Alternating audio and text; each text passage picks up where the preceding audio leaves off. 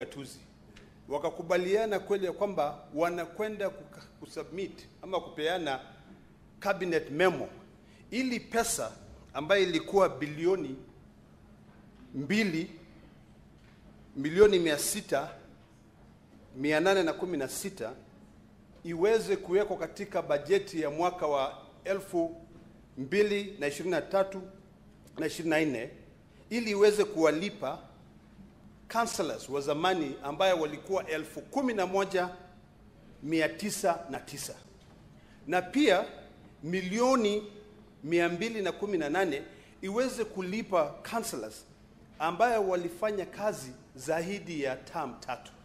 Ni lini mambo ilibadilika ambaye katika seneti hii?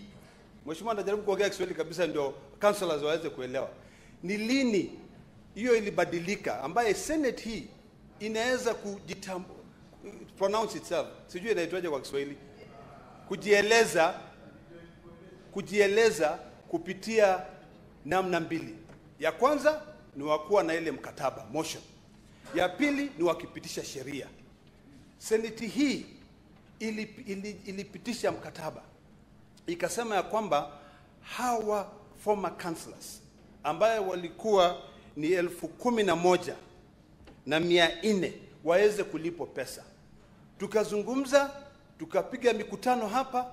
Waziri wa fedha ambaye ndiye alikuwa kabla ya rafiki yangu Mbadi kuja, alikuja katika kamati ya Labor. Alipotoka hapa, inakumbuka vizuri sana, ilikuwa Aprili tarehe 23.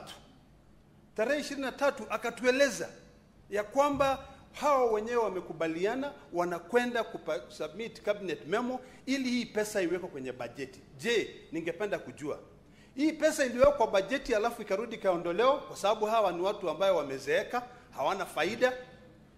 Na ukijaribu kuangalia ni kwamba hao ndio wamefanya tuje hapa. Hao ndio walitengeneza. Kama si hao ugatuzi ingeweza kuja. So Mheshimiwa Speaker, ningependa kujua katika kweli ni lini jambo hili lilibadilika. Ya pili, nikienda kumalizia, Honorable Mheshimiwa, you're entitled to only one supplementary question. Hiyo ni swali moja. Order paper. No, under our standing orders. Mheshimiwa Speaker, hiyo ni swali moja, swali ndio ngumu. Naomba tu nikubalie kwa sababu kama ningekuwa naeleza na Kizungu ingekuwa imeflow vizuri. Conclude. Mheshimiwa Mbadi ametueleza ya kwamba alipata ujumbe kutoka kwenye Attorney General ya kwamba hii jambo halifai kufanywa. Sheria. Mimi nauliza, wakati ile Mheshimiwa Ndongo alikuja kwenye kamati ya kazi ya Labor, hakuwa amezungumza na huyo Attorney General kumweleza kwamba mimi sasa nakwenda kule nishawishi, na badala kabla hawajapeleka hii mkataba wao katika cabinet, kwa sababu hao wenyewe walisema wakuwa watatu, 3 cabinet secretaries watapeleka joint memo, cabinet memo ndio hiyo hela iwekwe kwenye kwa nini kwenye bajeti.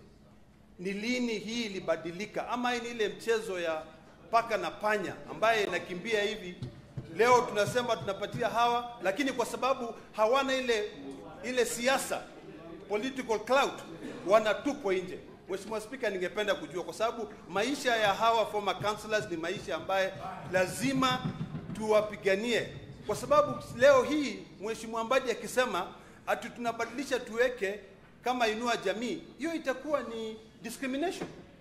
Kweli unawezaje kusema na Inua Jamii ya councillor nampa 1,200 na pia naenda kuinua jamii ya baba ya Ledamo unampatia shilingi 2,000? Hiyo kweli inawezekana? Hiyo kweli, je, hiyo ni ungwana? Asante. Now, Honorable